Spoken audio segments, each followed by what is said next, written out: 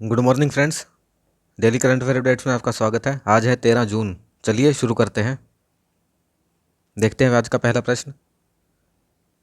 आज का पहला प्रश्न है, विश्व बाल श्रम के खिलाफ दिवस world day against child labour is observed किस दिन किस तारीख को यह मनाया जाता है, हमें यह बताना है।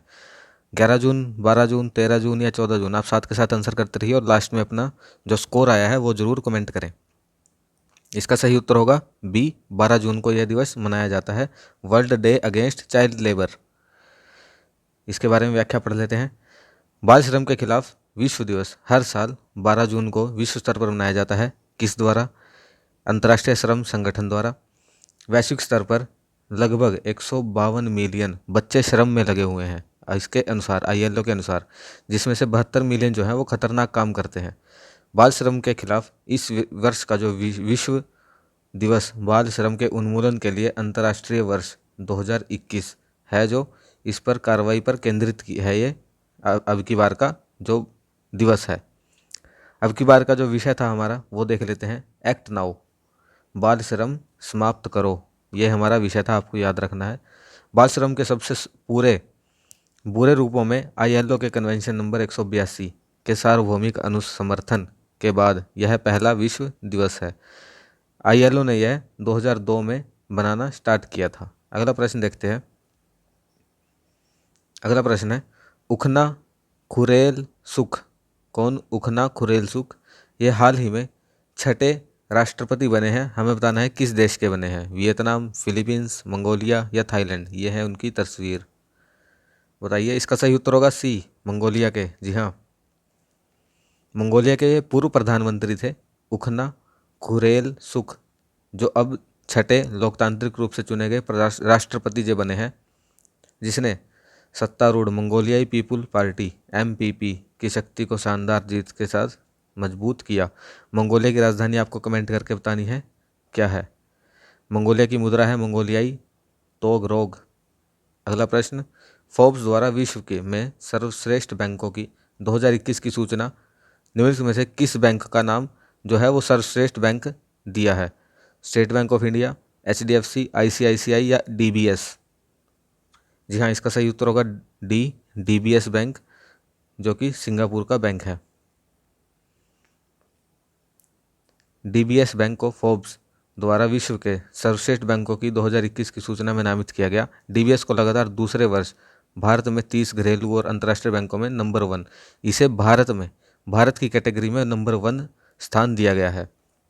फोर्ब्स द्वारा विश्व के सर्वश्रेष्ठ बैंकों की सूचना का यह तीसरा संस्करण है, जो मार्केट रिसर्च फर्म स्टेटिस्टा के साथ साझेदारी करके जो ये निकाली गई है लिस्ट।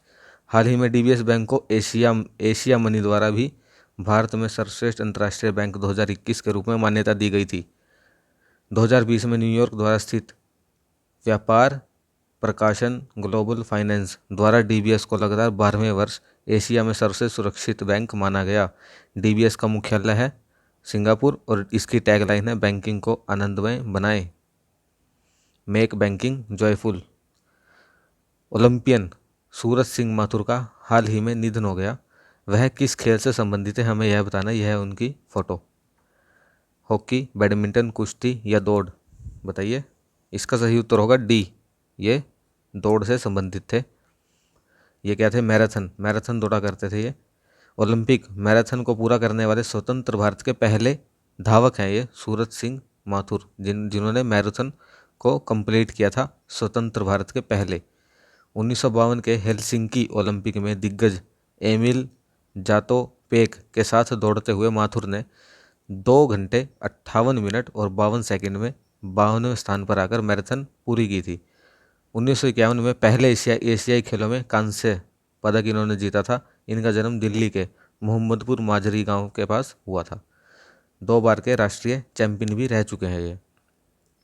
अगला प्रश्न, निम्नलिखित में से किस अंतरिक्ष एजेंसी ने शुक्र ग्रह का अध्ययन करने के लिए एनविजन नाम की अपनी जांच की घोषणा की है?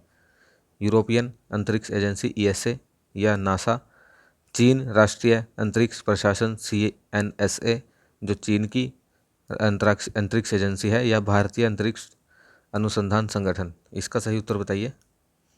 इसका सही उत्तर होगा ए, ESA यूरोपियन अंतरिक्ष एजेंसी ने?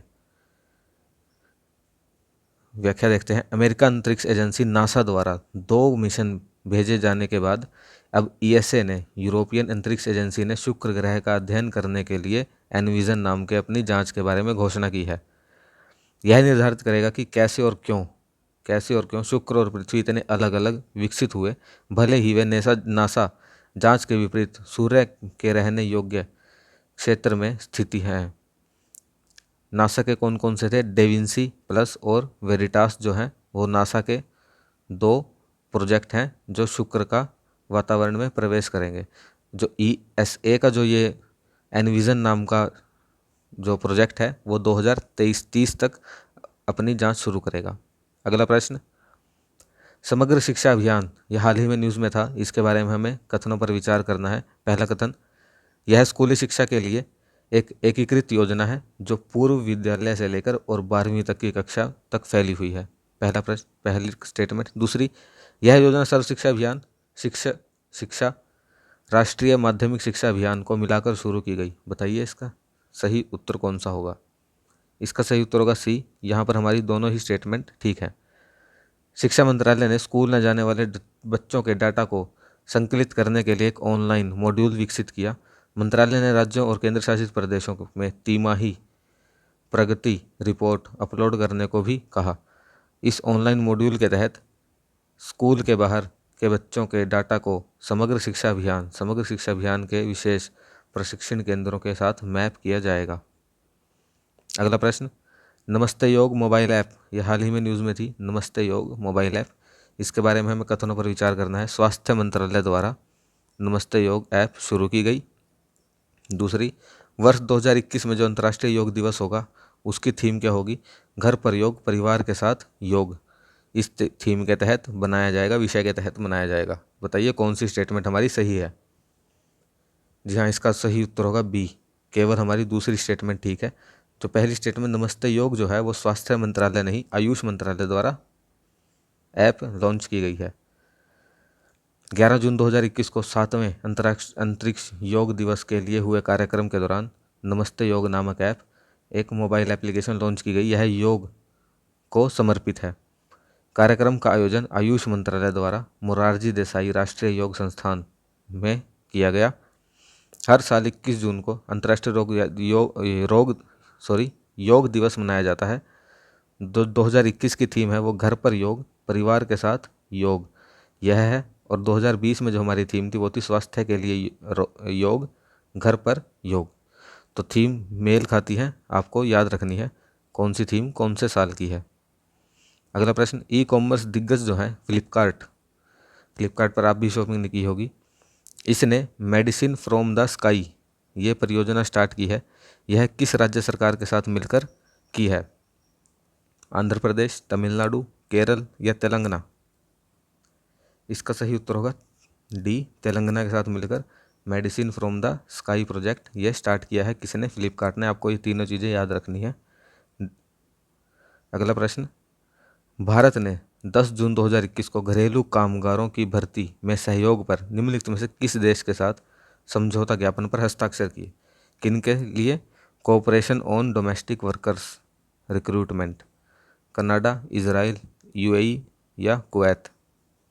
इसका सही उत्तर होगा डी, कुवैत, क्योंकि भारत के बहुत से वर्कर कुवैत में काम कर रहे हैं। यह समझौता ज्ञापन भारतीय घरेलू कामगारों को खाड़ी देशों में कानूनी ढांचे के भीतर लाएगा जो उन्हें कानून के राहत के तहत सुरक्षा प्रदान करेगा। समझौता घरेलू कामगारों की भर्ती को भी कारगर बनाएगा। यह घरेलू कामगारों के साथ साथ नियोक्ता के अधिकार और दायित्वों को भी सुनिश्चित करेगा। अगला प्रश्न, न्यू आर्कटिक चार्टर, क्या न्यू आर्कटिक अटलांटिक चार्टर जो है वो हाल ही में न्यूज़ में था। यह यूएसए और किस देश के बीच हुआ, साइन किया गया? इजराइल, कनाडा, ब्रिटेन या ऑस्ट्रेलिया? इसका सही उत्तर होगा सी, ब्रिटेन द्वारा, यूएसए और ब्रिटेन द्वारा न्यू अटलांटिक चार्टर साइन किया गया। व्याख्या देखते हैं। न्यू अटलांटिक चार्टर एक समझौता है जिसे 10 जून को बोरिस जॉनसन जो कि ब्रिटेन के पीएम हैं और जो बाइडेन जो यूएसए के प्रेसिडेंट हैं, के बीच इंग्लैंड में G7 शिखर सम्मेलन के दौरान हस्ताक्षर किया गया। यह 1941 के अटलांटिक चार्टर का एक नया संस्करण है, इसलिए इम्पोर्टेंट हो जाता है। पश्चिमी गठबंधन को फिर से परिभाषित करने के लिए समझौते पर हस्ताक्षर किए गए।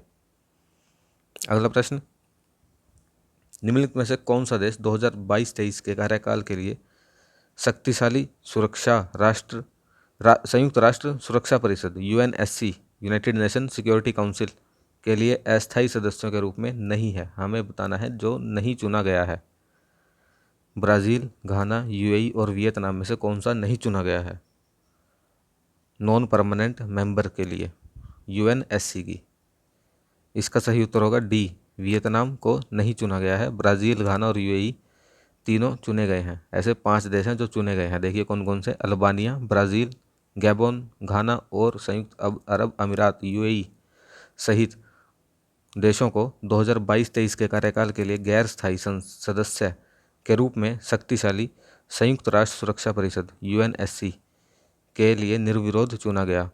अब इनको किसके स्थान पर Estonia, Niger, Saint Vincent, Grenadines, Tunisia और वियतनाम, ये देश हैं इन जिन्होंने अपने 2 साल का कार्यकाल पूरा किया। अब ये इनके स्थान पर ये वाले देश काम करेंगे। इस प्रकार इस सीट को भरने के लिए गैर स्थायी सदस्य चुने गए।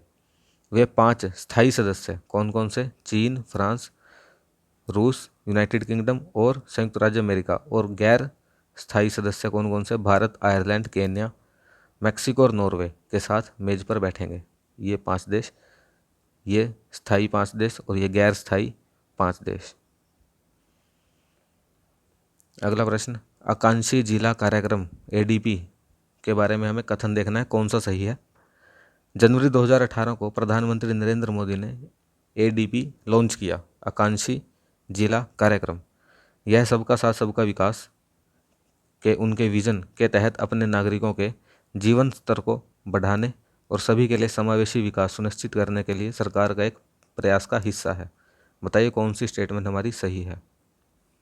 इसका सही उत्तर होगा सी, हमारी दोनों स्टेटमेंट सही है। आपको ये सन याद रखना है, किस सन को यह जो योजना है लॉन्च की गई। संयुक्त राष्ट्र विकास कार्यक्रम UNDP ने भारत में एक स्वतंत्र रिपोर्ट जारी की और एस्पिरेशनल डिस्ट्रिक्ट प्रोग्राम ADP जिसकी हमने बात की उसको स्थानीय क्षेत्र के विकास के लिए एक सफल मॉडल के रूप में सराहा, इसीलिए यह न्यूज़ में था। UNDP ने इसकी सराहना की है। रिपोर्ट के अनुसार ADP जो है को अन्य देशों के लिए सर्वोत्तम अभ्यास के रूप में कार्य करना चाहिए जहां विकास के संबंध में क्षेत्रीय असमानताएं बनी हुई हैं। तो यह जो योजना है वह बहुत पसंद आई UNDP को। निम्नलिखित में से किस राज्य सरकार ने विरासत के पेड़ों की रक्षा के लिए एक कार्य योजना को मंजूरी दी है? Protect heritage trees. Maharashtra, Gujarat, Madhya Pradesh या उत्तर प्रदेश? इसका सही उत्तर होगा ए, महाराष्ट्र सरकार ने। कैबिनेट ने महाराष्ट्र में विरासत वृक्ष अवधारणा को लागू करने की कार्य योजना को मंजूरी दी है। यह कार्य योजना आदित्य ठाकरे की अध्यक्षता में पर्यावरण विभाग द्वारा प्रस्तावित की गई है। कार्य योजना महाराष्ट्र वृक्ष संरक्षण अधिनियम 1975 में संशोधन करेगी। संशोधन शहरी परिदृश्य में हरित आवरण की सुरक्षा में मदद करेगा और विरासत के पेड़ों की रक्षा के लिए मजबूत तंत्र भी प्रदान करेगा। विरासत के पेड़ों को, किन पेड़ों को विरासत का पेड़ कहा गया है? जो 50 वर्ष और उससे अधिक वर्ष पुराने हैं। अगला प्रश्न, निम्न में से किस देश की सरकार ने कू ऐप जो कि इंडियन ऐप है, ट्विटर का अल्टरनेटिव कू ऐप पर अपना आधिकारिक अकाउंट बनाया है? इसीलिए यह इंपॉर्टेंट हो जाता है प्रश्न। नाइजीरिया, सूडान, ईरान या इन सभी ने? बताइए। इसका सही उत्तर होगा ए, नाइजीरिया ने। देखिए पिछले कुछ दिनों में कू ऐप काफ़ी खबरों में रही। दरअसल नाइजीरिया की सरकार ने कू ऐप पर अपना आधिकारिक अकाउंट बनाया। इसके अलावा नाइजीरिया से बड़ी जो यूज़र हैं बड़ी मात्रा में कू ऐप पर का उपयोग कर रहे हैं। हाल ही में यह क्यों यूज़ कर रहे हैं?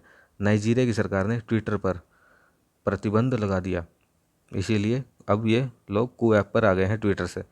कू ऐप को 2020 की शुरुआत में लॉन्च किया गया। गौरतलब है कि कू ऐप ने भारत सरकार का आत्मनिर्भर ऐप इनोवेशन चैलेंज जीता था। तो यह भी इम्पोर्टेंट हो जाता है, कौन सा चैलेंज जीता था, किस ऐप ने, आत्मनिर्भर ऐप इनोवेशन चैलेंज।